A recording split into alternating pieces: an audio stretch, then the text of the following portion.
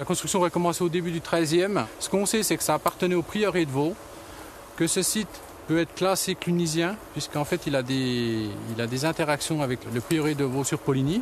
Pour que les promeneurs puissent admirer cette tour médiévale postée sur la route du sel, l'association de la Tour d'Auton travaille depuis 3 ans.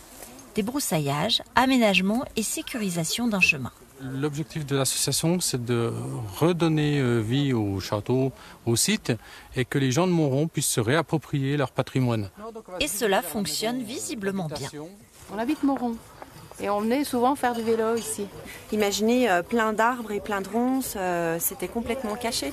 Donc là, on découvre vraiment un site, on découvre des vestiges du passé, quoi. C'est impressionnant. Donc nous allons entrer maintenant sur ce que nous appelons la maison d'habitation. C'est là que les bénévoles, plus ou moins expérimentés, appliquent depuis plusieurs jours entre les pierres un enduit à la chaux, comme il l'était à l'origine. Je suis en train de mettre du mortier entre les pierres, parce qu'il reste un petit peu de terre, donc c'est pourquoi que la végétation repousse, pour consolider. Et puis là, on a fait une cristallisation pour que l'eau puisse couler.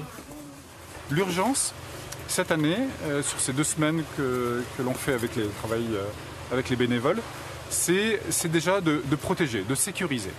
Et après, l'architecte, s'il décide de relever des murs un peu plus haut, pour que ce soit plus visible pour le visiteur, effectivement, il y aura une phase de construction. Parallèlement, 2 archéologues inspectent le sol pour en vérifier la constitution.